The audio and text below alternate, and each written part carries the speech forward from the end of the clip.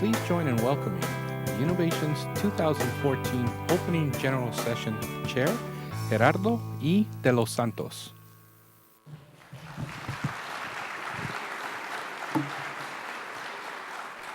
Good evening, everyone, and a hearty welcome to Anaheim, California. We're delighted that you're here for the League's 16th Annual Innovations Conference and to help us celebrate 46 years of service and innovation. On behalf of the League for Innovation and our host colleges, Coast Community College District and North Orange County, there we go, Community College District. Thank you so much for coming together to share solutions to improve student success and organizational learning. This is also a conference that provides opportunity for us to recognize, to honor, and to celebrate service and leadership in higher education, and we're delighted to host the presentation of the John and Sue Ann Rush Excellence Awards, generously sponsored by National American University, celebrating outstanding contributions and leadership by community college faculty, staff, and administrators.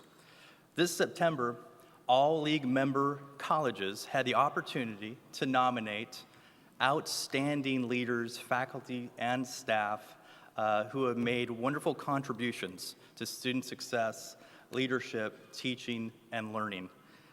And these awards, these medallions that you may see folks walking around their necks are an opportunity to recognize, appreciate, and thank the tremendous contributions that these folks have made on behalf of our institutions, our communities, and more importantly, on behalf of our students. And we've had plenty of opportunity and will have throughout this conference to have receptions, activities to honor and to thank these award winners. And we just had a kickoff reception before this plenary session.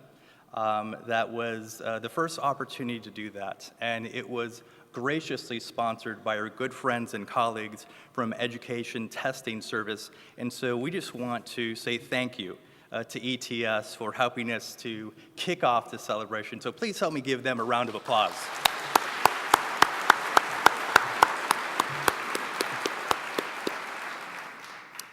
And so that leads us to our second major feature of celebration and honoring, and that is the presentation of the ETS O'Banion Prize in Education, which will be formally presented again by our good friends from ETS later on in the program.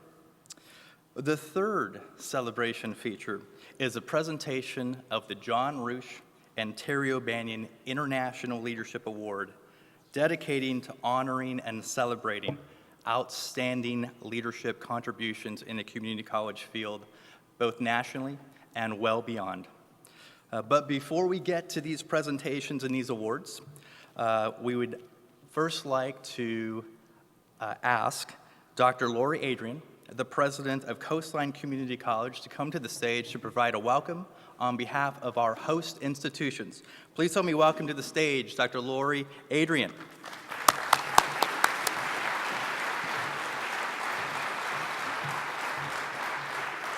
Good evening and welcome to Innovations 2014 in beautiful Orange County and in almost always sunny weather.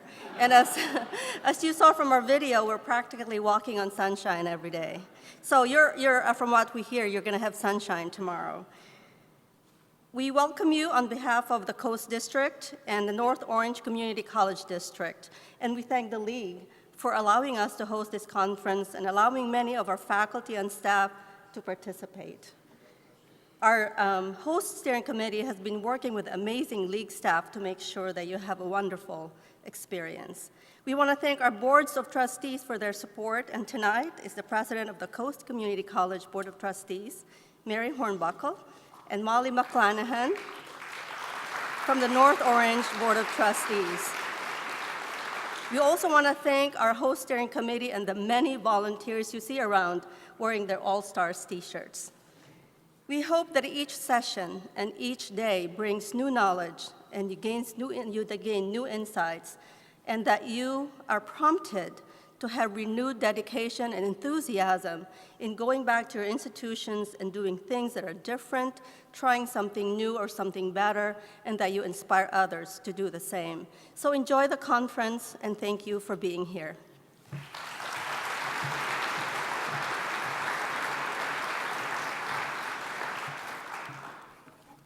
Thank you so much, Dr. Adrian. We so appreciate the good support from our host institutions. We really could not do it without your tremendous assistance and support, so thank you again. And now it's my pleasure to introduce Deb Bushway, the Vice President of Academic Innovation and Chief Academic Officer for Capella University, who is a sponsor of our opening general session and will provide some words of welcome. Please help me welcome to the stage Deb Bushway.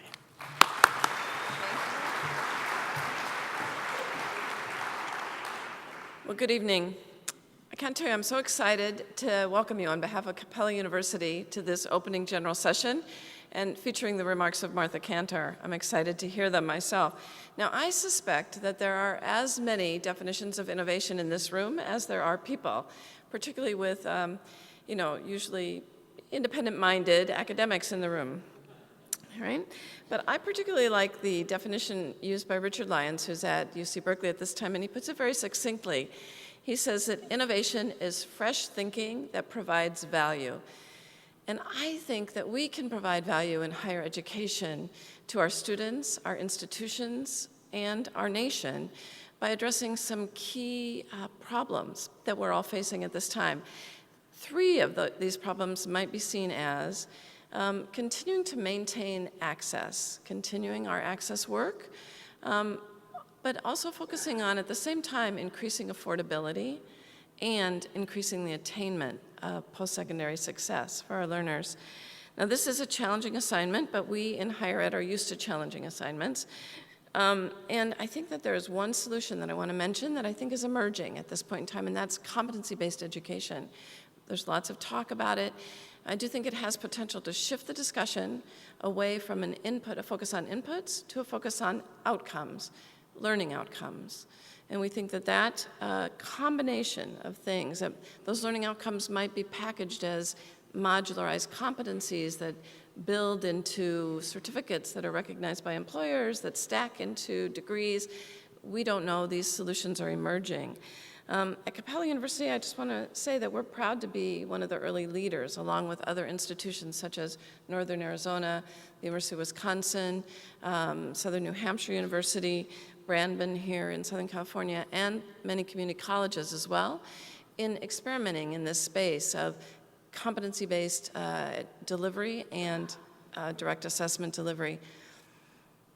We are collaborating with many community colleges, but particularly we have a strong affiliation with the Kentucky Community College System, who've really been leaders in this area as well. We've been able, with the support of our accreditor in the Department of Education, to offer our bachelor's degree in business and our MBA in this direct assessment model. Now, what this enables people to do is move at their own pace, moving more quickly when they're able, but slowing down when they need to in order to genuinely acquire and demonstrate these competencies that are needed for their success in their jobs and in society more broadly. Probably many of you saw recently the Gallup poll that said 11% of our business leaders believe that college graduates are prepared for success in the workplace. We think solutions like this competency-based education models are one way of trying to close that gap as we move forward. So we're excited about our FlexPath program, and we invite you to stop by our booth and take a look at it when you get a chance as well in the exhibit hall. Stephen Johnson is one of my favorite authors. He wrote Where Good Ideas Come From regarding innovation, and he says on the topic, if you look at history, innovation doesn't come just from giving people incentives. It comes from creating environments where their ideas connect. I know that Dr. Kantor's remarks tonight will set the tone for just that sort of an environment where ideas connect. And then we have a rich 3 days in which to take advantage of that opportunity. I'm confident that we'll all make the best of it. Thank you all and enjoy your evening.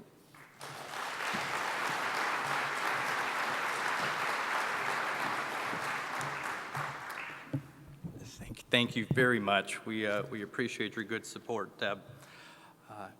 And now I'm delighted to introduce some very good friends and colleagues from Educational Testing Service, Victoria Monahan, who is the Manager of Strategic Relations in Higher Education, as well as John Alexiou, the Director of Client Relations, again from ETS, who will award this year's recipient of the ETS O'Banion Prize in Education. Please help me welcome Victoria Monahan and John Alexiou.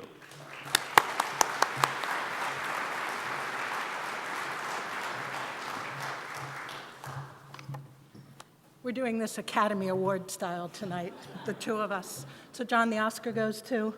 Oh, that's the other award tonight. Education Services, Testing Service is honored to be the continuing sponsor of the Terry O'Banion Prize for inspiring significant change in teaching and learning. This annual award is given in the name of the foremost leader and thinker of our movement, the President Emeritus of the League, Dr. Terry O'Banion. ETS is a nonprofit and the world's largest assessment company. As such, just like you, we're mission-driven, and we have a board of trustees who govern and lead what we do. ETS develops, administers, and scores more than 50 million assessments annually at more than 9,000 locations in 180 countries. Our ETS research division has more than 900 employees, and we focus that remarkable research and analytic talent on meeting the needs of America's community colleges and on all sectors of education. This year, it's our extreme honor to award the 2014 Terry O'Banion Prize to Dr. Piedad Robertson. Dr. Robertson is known to many of you for her history of significant roles in American education and in the community college movement. Let me briefly outline her many accomplishments and a bit of her fascinating history. Dr. Robertson came to the United States from Cuba following the 1959 Castro Revolution. She settled in Miami and earned her bachelor's and master's degrees from the University of Miami and an EDD from Florida Atlantic University. She began her work with community colleges at what was then known as Miami-Dade Junior College, first as a faculty member and quickly becoming a special assistant to the legendary president, Peter Masico.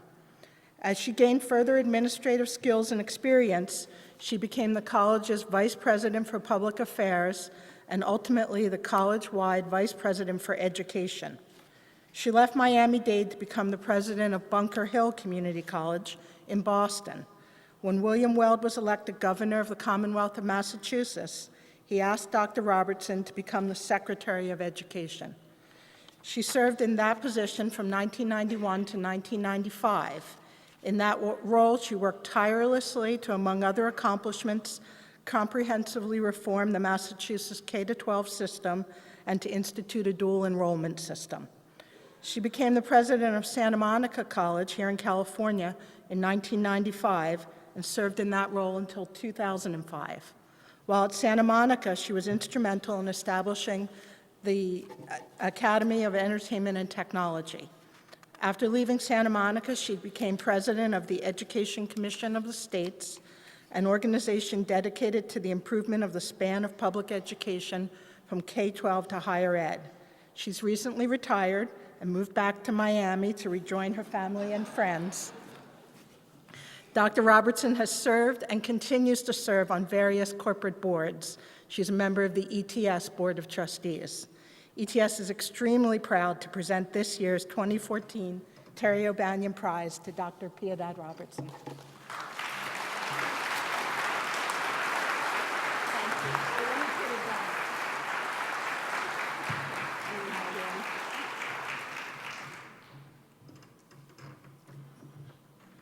I don't know about you, but I'm just tired listening to all that.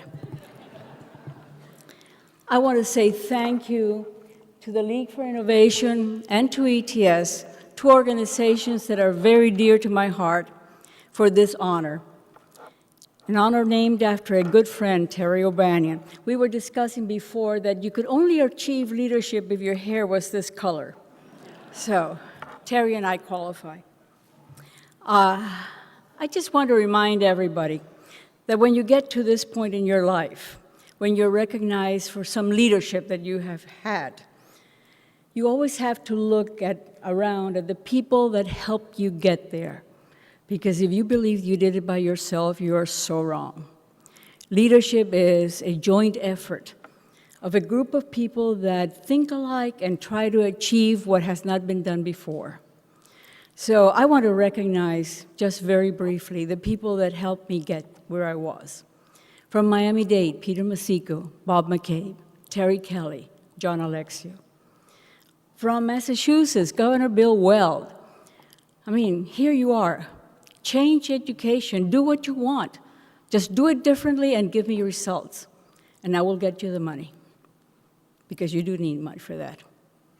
And then here in Santa Monica College, my colleagues at Santa Monica College, Tom Donner, Kathy Mueller, Bobby Adams, and an incredible, incredible Board of Trustees. Together, we made a difference. Together, we put students first. We kept our eyes on the prize. Thank you for this honor.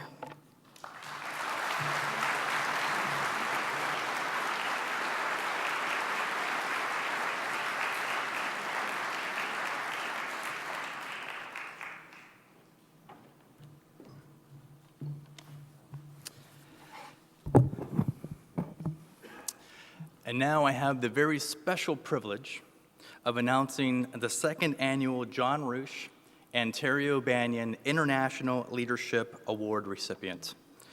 The award is named for two icons in the field of higher education and community colleges who have dedicated their careers to providing and developing leadership that has transformed our work. This time I would like to ask Dr. John Roosh, the president of the Roosh Graduate Center of National American University, and Dr. Terry O'Banion, the chair of the graduate faculty for National American University and the longtime president emeritus of the League for Innovation and Community College, to please join me on stage and offer a few comments. Please help me welcome them to the stage.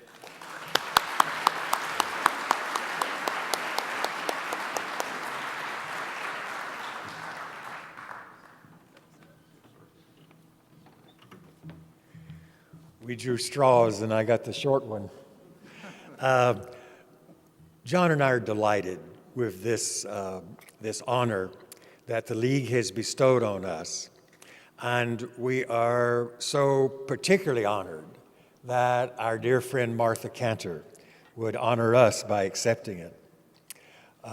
Martha, you have served our country well with your years in Washington, and all of us who adore you for that, thank you. We thank you for the service to your country. We thought tonight we might give you a Purple Heart for that service, but I think we may have something better in store. In any case, we are deeply honored that you would accept this award. My brother and I have had a long work together in this effort, and nothing could please us in terms of an honor named for us than for you to accept that honor. We thank you very much for that. Thank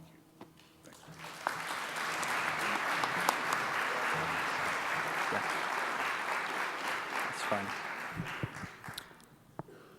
Thank you so much, Dr. O'Banion. Thank you so much, Dr. Roosh.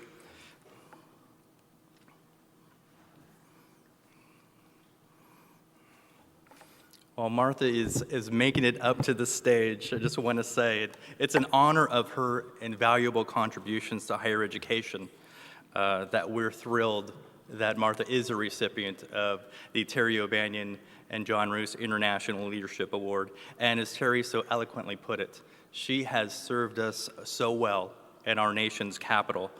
And Martha has most recently accepted a position as a distinguished visiting professor of higher education and a senior fellow at the Steinhardt Institute of Higher Education Policy at New York University, and of course, was the most recent U.S. Undersecretary for Education from 2009 to 2013. So please help me welcome a dedicated champion of higher education and community colleges, again, who have served us well in D.C. and now in New York City. The Terry O'Banion and John Roosh International Leadership Award winner, Dr. Martha Cantor.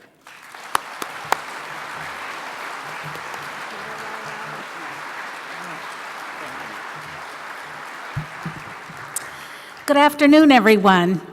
First, let me thank John Roosh and Terry O'Banion for this award. It is so amazing to stand up here and follow people that have truly dedicated every minute of their lives to the betterment of the community colleges.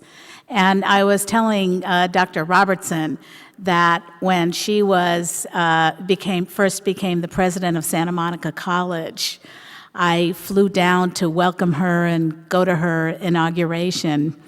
And we sat at a dinner, and I was thinking back on those days and thinking, I was so hungry for colleagues that had the kind of leadership traits that I would want to emulate.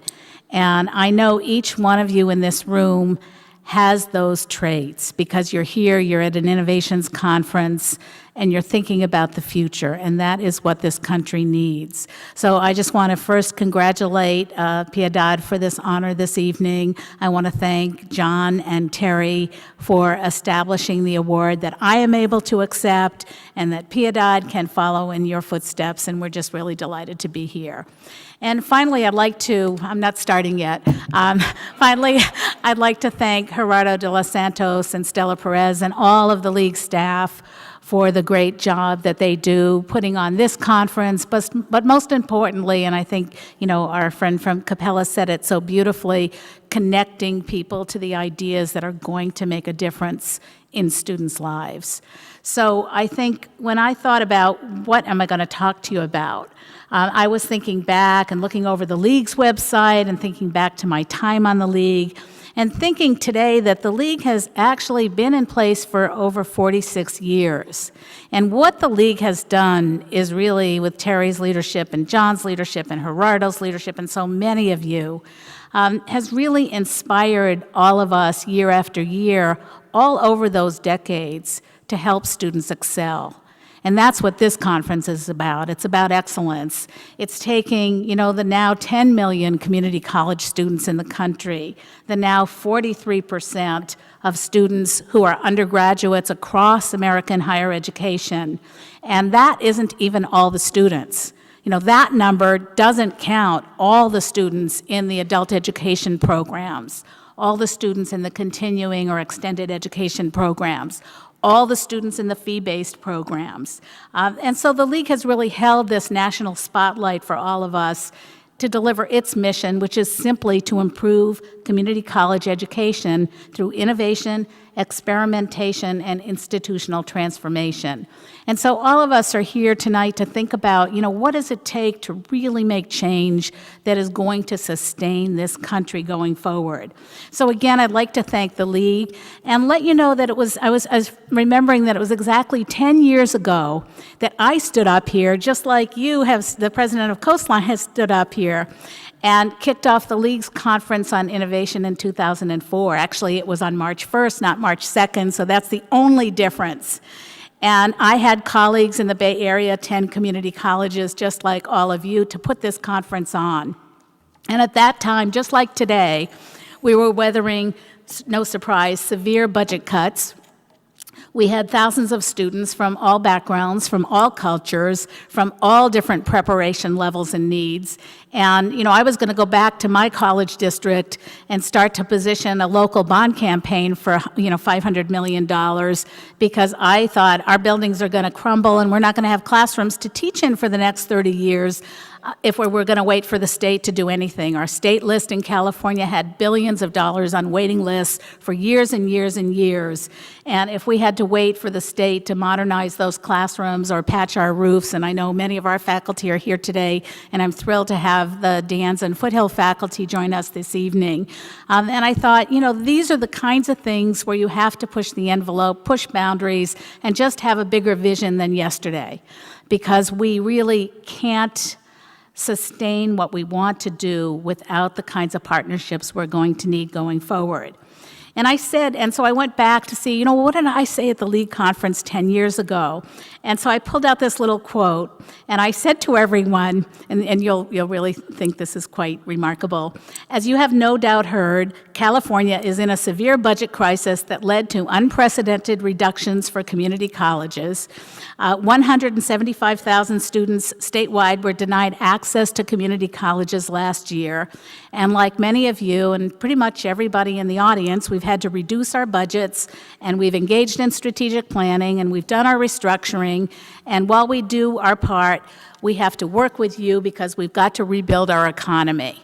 So that was, 10 years ago, and I think probably over the 46 years of the League, every 10 years, somebody is going to say something like that.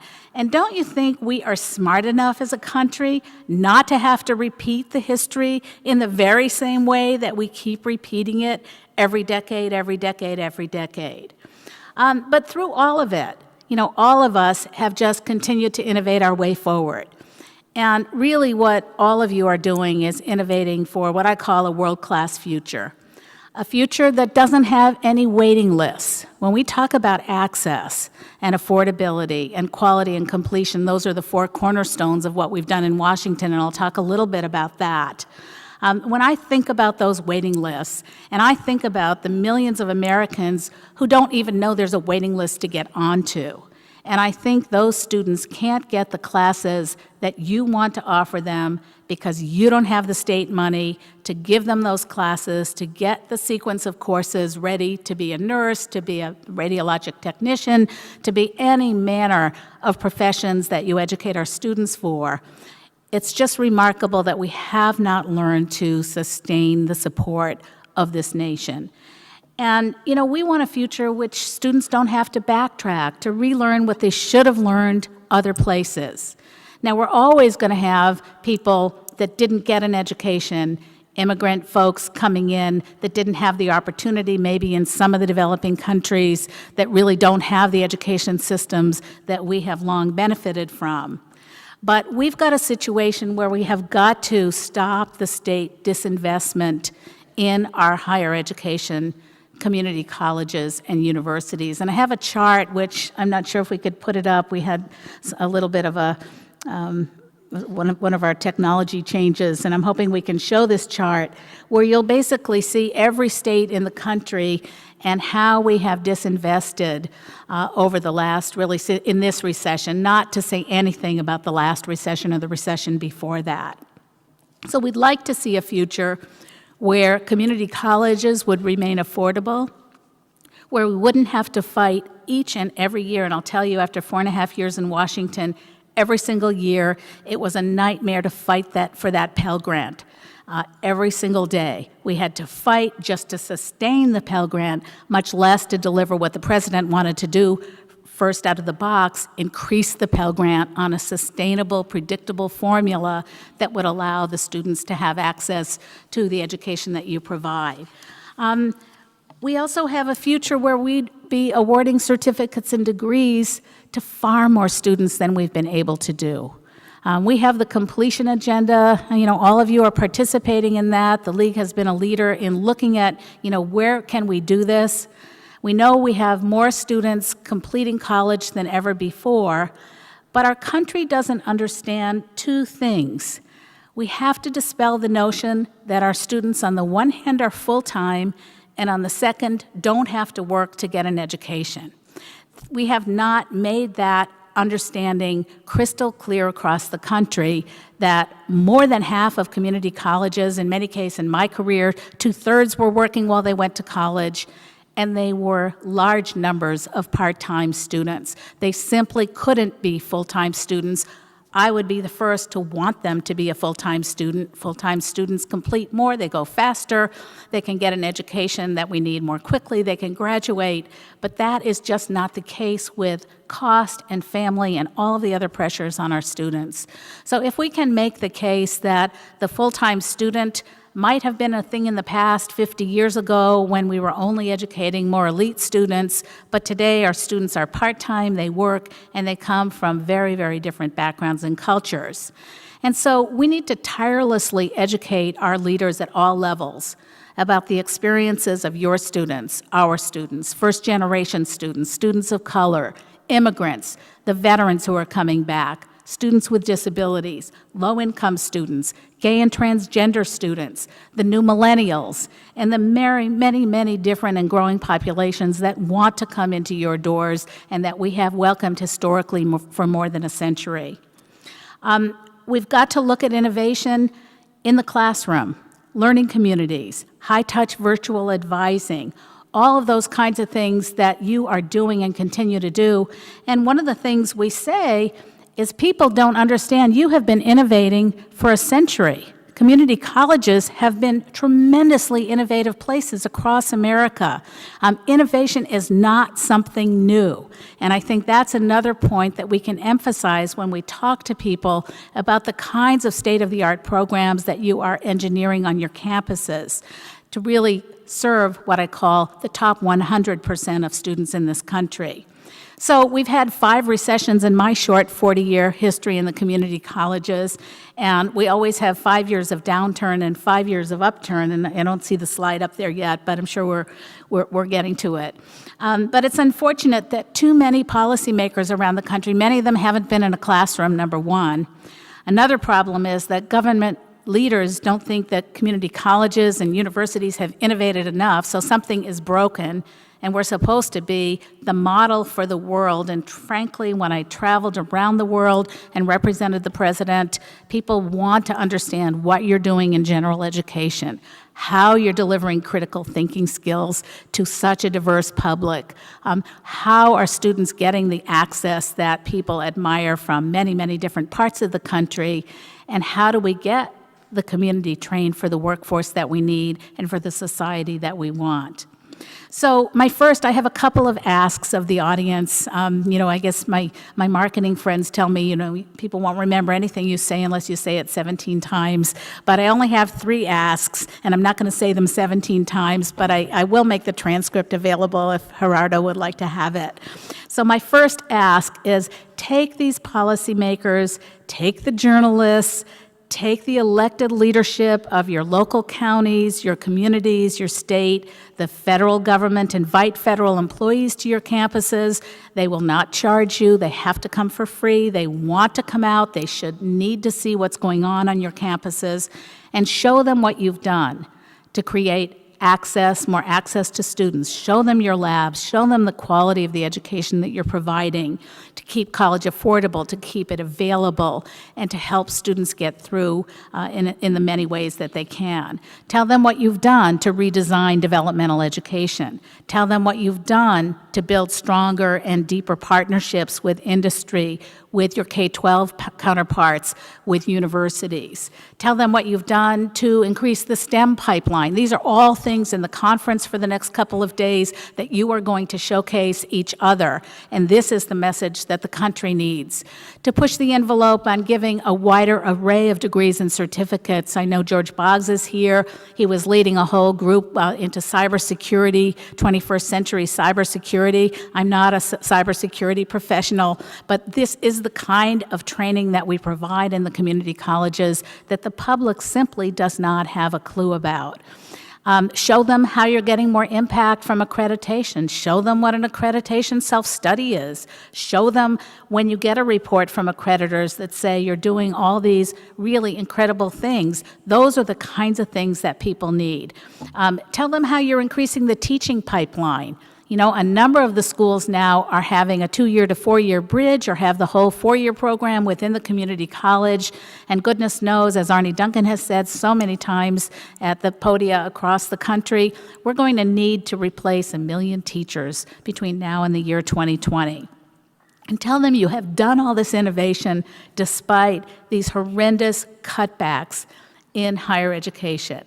Tell them you have done this in the worst of circumstances, and imagine what you could do if you weren't spending so much time climbing out of the recession.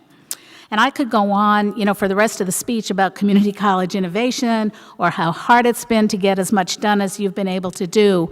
But all of us are here because you don't sit still. You don't rest on your laurels. You aren't satisfied with the status quo. I've said a number of times the status quo is one of our biggest barriers. And you have to push, and I think we all know this in this audience, the boundaries of what's possible.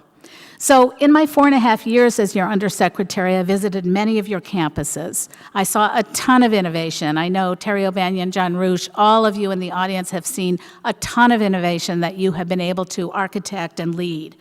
And I've also seen the tremendous frustration because you are turning students away. There's failure in the state. You have people that are undereducated that simply don't understand what you do or why it's so important. And the work you do is really building, as I say it, in addition to workforce training, you are building a nation. You are building our nation to thrive and to excel.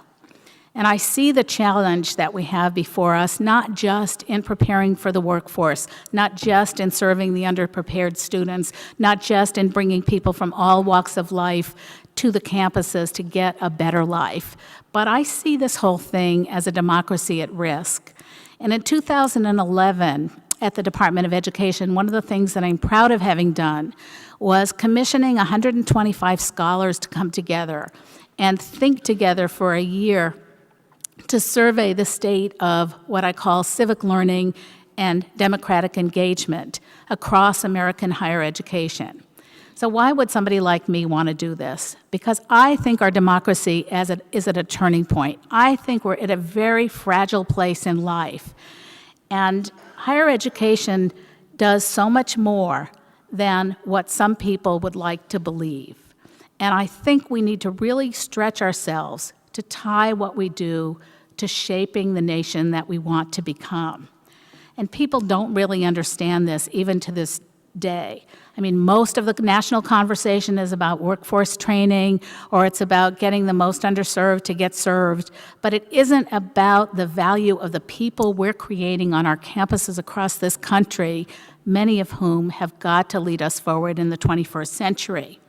And don't get me wrong, I mean, workforce training is very important. Career technical education, meeting those standards, general education, getting a prepared workforce this country needs. But we need more than that for our democracy to really be competitive internationally. Community colleges have long been called the engines, economic engines of our nation. But we're preparing students for life. We're preparing them for service. We're preparing them for leadership. We are preparing them in a whole realm that makes our democracy what it has been and what it needs to be today. So these scholars produced a report. It's an open source report, so you don't have to buy it. It's called The Crucible Moment. The last part of the report, if you don't have a lot of time, because I know how busy you are, you can read recommendations where they spoke to business, where they spoke to philanthropy, they spoke to community colleges, to K-12, to the rest of higher education, to pretty much every sector that could make a difference in what they called civic learning. And we had a call to action at the White House in January of 2012, where a number of people came together to make commitments. And, one of the things we said at that summit was how tragic it was that the majority of today's students don't know that there are 9 justices who serve on the Supreme Court. And they don't know where Georgia is. They don't know where Georgia is. They don't know what the fundamental tenets of the democracy are when you talk about the Constitution or the Bill of Rights. And it's really heart-wrenching, in my view, that we're losing our study of, or even rewriting our nation's history, that history can be rewritten so easily in some of our states. Isn't that frightening? And so, as I have my students in my class at NYU, which is my community college class, last couple of weeks ago, I sort of traced the history of community colleges, and I also traced the history of the democracy at the same time. And I came upon some information that I shared with them that I thought I'd bring to you tonight. It's a simple quote from Thomas Jefferson. He wrote a letter to George Wythe, who is said to be the first American law professor, and if you find somebody before George Wythe, let me know. But in 1786, Jefferson wrote this letter to George Wythe, who was his mentor. And he said, "I think by far the most important bill in our whole code is for the diffusion of knowledge among the people. No other sure foundation can be devised for the preservation of freedom and happiness. We are forgetting that education is the foundation on which we built our nation." Those are my words. We are forgetting this, that education is really the foundation of the democracy. And several weeks ago, I told the students also about the Truman Commission report.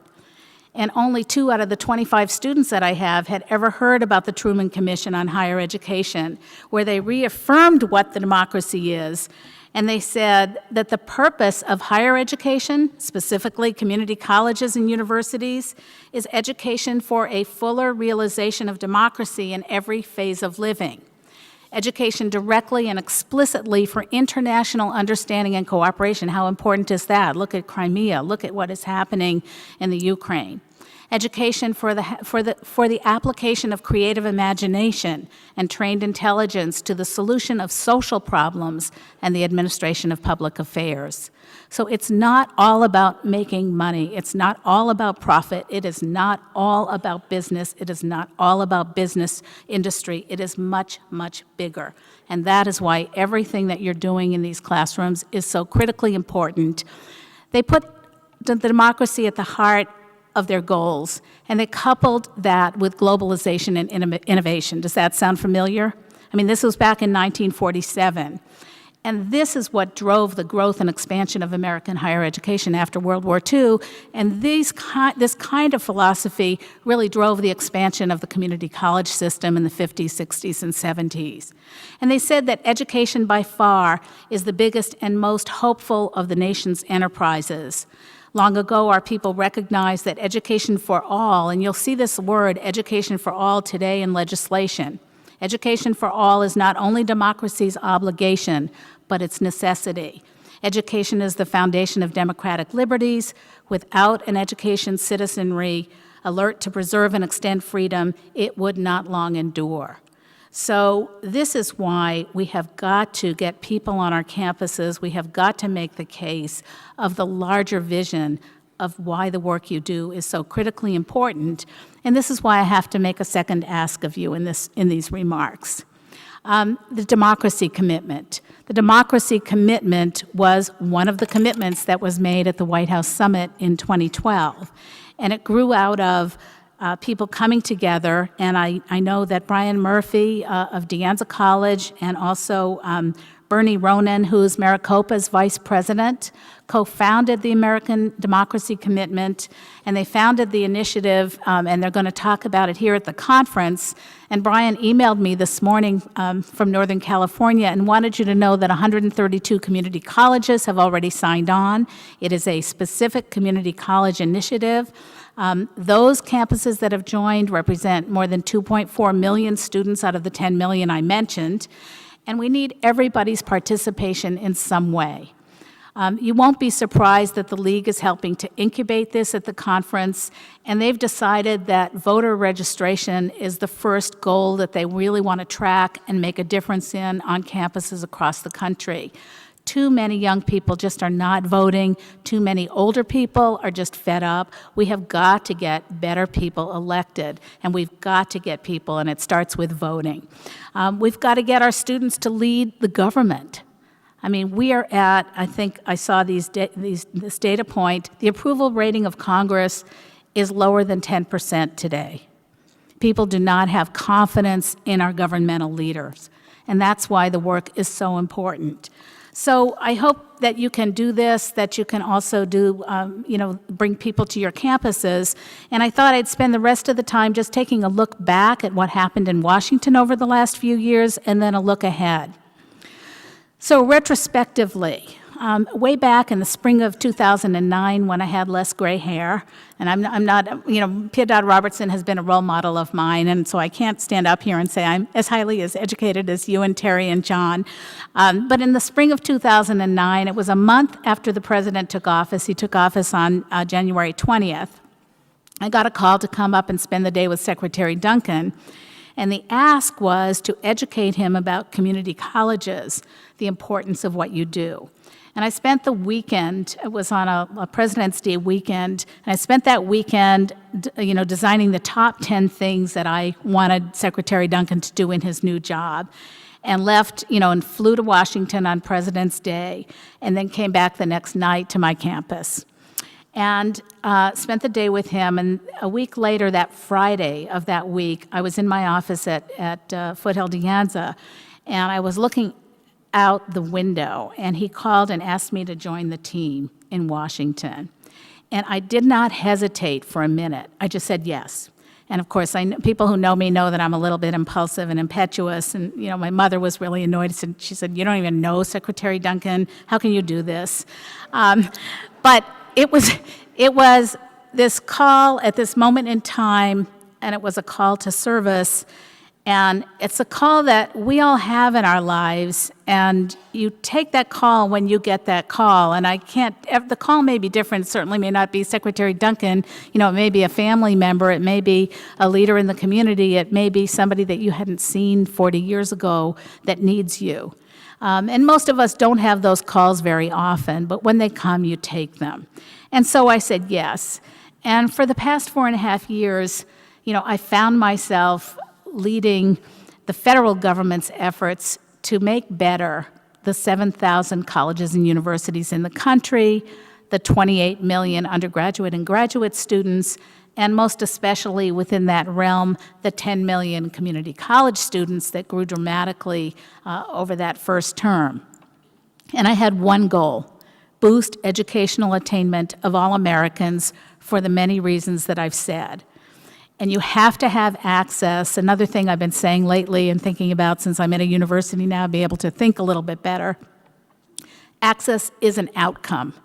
Let's not divorce the access conversation from the outcomes conversation, because you have to have the participation rates of all walks of people, and you can track that outcome year after year. Are you really serving the entire community that you should be serving? And access should be thought of as an outcome that can be delivered to the public. We have 1 million veterans between now and 2020 returning from the war in Afghanistan, returning from all parts of the world. And are we going to serve that population that's coming, that's going to be a growing population at our campuses? We have millions of people out there who are on welfare, who are unemployed Americans. And we have tons of people that think they aren't wanted or that higher education isn't for them. They don't know what it is. And we have got to continue to take everyone who needs higher education. And there are lots of conversations around the country about limiting access. Only those people should come. Only people below 55 should get a Pell Grant. All kinds of crazy things, in my view, that even though we have the data, you have to start with good data at the beginning. And there is so much unmet need in this country that we need the research community to really come forward and look at the populations that need us the most. Now, Obama set a 2020 goal, and Arne Duncan called it our North Star. I still am looking for the North Star. And the North Star was simply, how are we going to get the democracy to have the best education, the best educated, most competitive workforce in the world? Those were the words of the president early in his term in 2009. And we said, as I said, those 4 cornerstones of access, affordability, quality, and completion to get to the North Star. And so in the height of the economic meltdown, we actually have preserved the Pell Grant. That's one of my proudest moments in government. We actually gave more than 17 million individual Pell Grants to low-income students across that time period. We went from 6 million students on Pell Grants at the end of the Bush administration to almost 10 million today. And we've been doing this year after year, and thanks to the Congress to coming to agreement on one of the few things that they have agreed on, we have a formula going forward, so the Pell Grant is actually increasing this fall a little bit tied to a formula. That's the kind of, really, and I think Pia Dodd Robertson said it so beautifully. I didn't do that. It was all of the people who had been working on the Pell Grant Challenge for over 20 years, over 30 years. The Pell Grant is more than 40 years old. But to preserve that Pell Grant, to allow that access, to allow that completion, it's all connected. And it continues to be a fight. It's going to be a fight this year, next year, and the year after. But beyond that, what we're able to do, we're seeing states like Tennessee and Oregon saying, we're proposing college for all now. We're proposing financing the first 2 years of a community college education. We'll be the last dollar in our state. You know, the federal government will be the first dollar in. But we're talking about actually making college available to the people who need it. Debt-free for low-income families. I mean, what a tremendous goal that should be. And it's no secret that this was the largest investment since the GI Bill. And, you know, couple that with the American Opportunity Tax Credit. We put direct lending in place. That's another thing I'm really proud of. Again, 20 years in the making. Again, in 2009 and 2010 till it passed. Higher education said, don't go there. Can't happen. We're not going to help you. So it was a very lonely trek with the people who kept working on, yes, we can do direct lending. The government can give a loan. We can take what ended up to be, well, Congress delayed. It would have been $85 billion, but it was $65 billion, of which $40 billion went to fund the Pell Grant program. And the other $25 billion has funded down the deficit. But again, we wasted $25 billion in the shutdown. So, you know, we do crazy things in Washington, D.C., and that $25 billion when we shut down the government in October, that's ridiculous. That could have funded the Pell Grant for another 10, 15 years. So, you know, there's money, as one of my role models in California, John Vasconcellos, always used to say, Martha, there's always money for the most important things that need to be done. And that's why you have to make the case. Now, we were able to redirect that $40 billion to the Pell Grant. We were able to simplify the whole process by just cutting out half the questions. It's something I hope they will do when they release the regulations on teacher preparation. 440 regulations on preparing teachers. It's crazy. Just make it outcomes-oriented. These are the kinds of teachers we want for this country. 440 regulations, it's crazy. But it's a lot of people, and it does not happen. Anything like that in the government doesn't happen, on the one hand, with a lot of people advocating for something that is going to make things better for people. But the other part of it is the government itself. You have to have concurrence, starting with the president, the vice president, the head of the Domestic Policy Council, Melody Barnes, who at the time with direct lending, you know, it was touch and go. People like Gene Sperling, people like George Miller and Senator Harkin, they're both leaving government this next year, but they have just been the most stable, productive forces to get agreement on both sides of the House with Republicans and Democrats. It would have never happened without the support of all that entire team. And yet, you know, another accomplishment when you think back to 2009, and I went with President Obama to his first meeting at a community college after becoming president. It was at Macomb in the summer of 2009 when he secured and had the vision of the American Graduation Initiative, which actually ended up securing 2 of the $12 billion he originally proposed. So he had a really big vision. What we could have done with $12 billion, it was half of what we lost when we shut the government down. But the $2 billion has gone to community colleges across the country. And this spring, there'll be a $500 million competition, which I hope you'll look at. Those grants go up to $20 million. They're big grants. Your colleagues, many of whom have gotten those grants here in this room, and I really hope that you take advantage of that. We have Mark Mitsui, who was the president of Northern Seattle Community College. He's now the deputy in Washington. He's full-time there. He's fantastic. He can direct you to those grant funds. Brenda Dan Messier, who served on the Community College Board in Rhode Island, a fantastic person that ran the Adult Literacy Center for many years before coming to Washington. So we've got people that can be fantastic supports for you in Washington. And the other part of the American Graduation Initiative that the president proposed was also something virtual, something open source. And what happened with that $2 billion was that everything that gets created with those dollars is going to be made publicly available. going to be made open source and can be repurposed and reused, where the public and private sectors can take what you're doing in the curriculum with those grant funds and even push the envelope further. So I think, when I think about all of this, the work is just nonstop. We used our regulatory processes to regulate on gainful employment, on incentive compensation. We're trying to close loopholes on the loan program. Violence against women is going on now, the rulemaking for that. And it's a very arduous process. It takes about a year, and it's very hard to make regulations better. And frankly, when I look at a lot of it, we'd be better off starting out with a clean slate than trying to fix what we have, because so many different administrations tweaked this or that over time. But I just don't think there is the capacity to really throw out the old and put something much more elegant in place. We've got tremendous problems. We've got, the developmental needs of students. We've got the transformations that you are bringing to the table to accelerate developmental education, context-based developmental education. The failure of government has been to replicate and scale what works. Not only to invest in the new ideas, but to replicate and scale and get adoptions of what works. So I hope to work on that going forward. And, 3 out of 5 community college students need at least a remedial or a developmental course. It's huge. When I checked at DeAnne's, I was giving a speech. I was looking at something like 10 or 15% of the curriculum was developmental. And, how can we look to people like those of you that belong to Complete College America and other organizations around the country to say, what are the easy top 5 things we can do to fix remediation? We had a study from McKinsey that said if we fixed remediation and shortened time to degree, we'd have 10 to 15 to 20% more capacity to take more students. So we have hundreds of students out there waiting.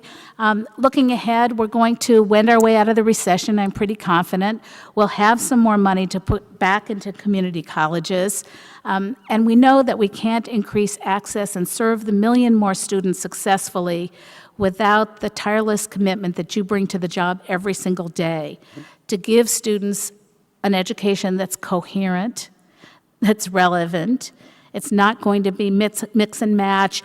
If we have so many competencies that aren't organized into a coherent, relevant education, we're going to give people parts of something that won't come to the whole. So I urge all the people working in competency-based education to pack up and stack up all those competencies into the kind of education that's going to move our democracy forward and set those value opportunities for students that are high, that are incredibly high and incredibly well targeted. Because this is about people's growth and development. This is about the mind. This is about really stimulating the people that we want to lead this country forward.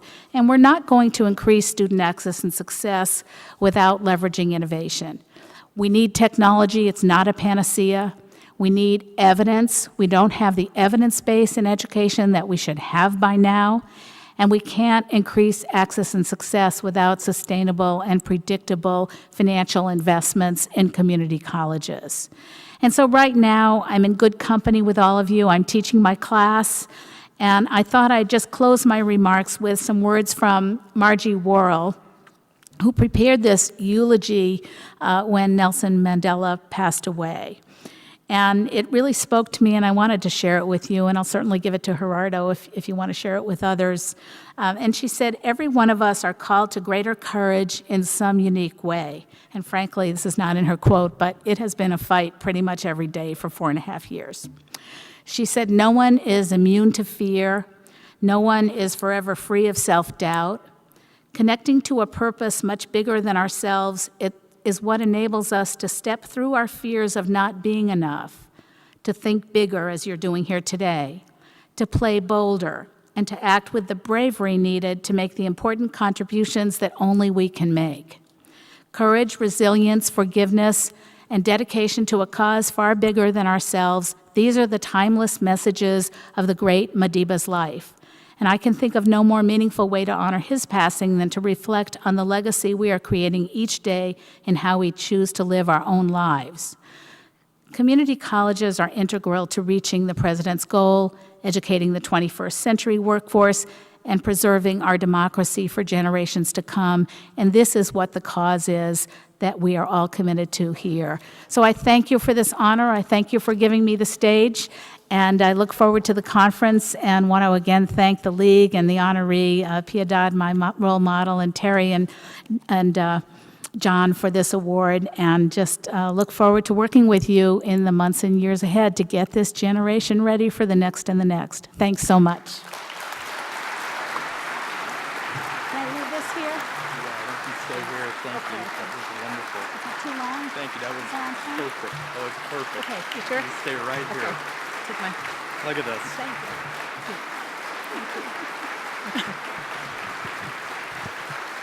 you.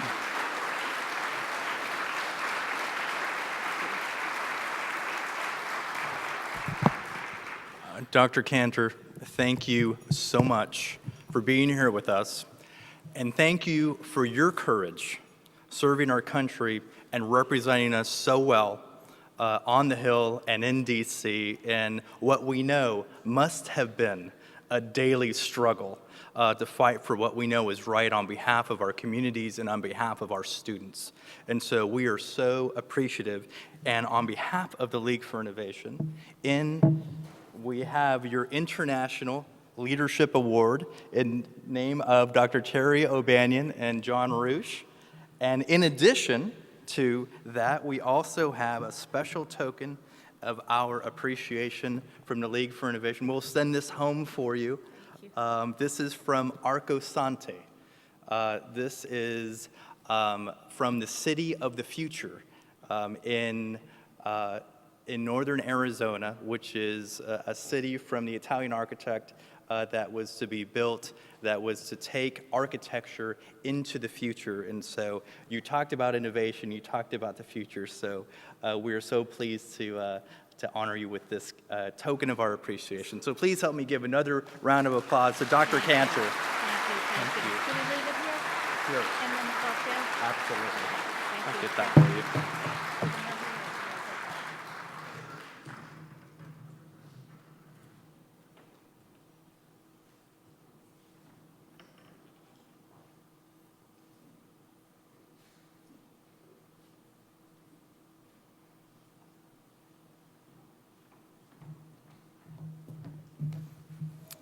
We are even that much more appreciative because Dr. Cantor is here and is healing from a torn meniscus. And so we are that much more happy and appreciative. Thank you, Dr. Cantor. At the League for Innovation, we proudly state that everything we do is a team effort, and certainly the production of this conference is no different.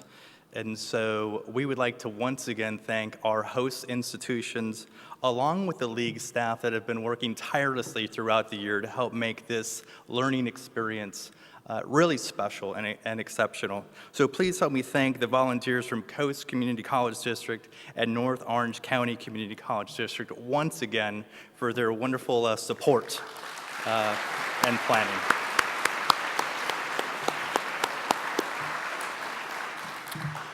Also, be sure to follow the conference on Facebook, and from what I understand, Twitter has been lighting up like crazy regarding this conference, so keep that good energy going in the social media mode.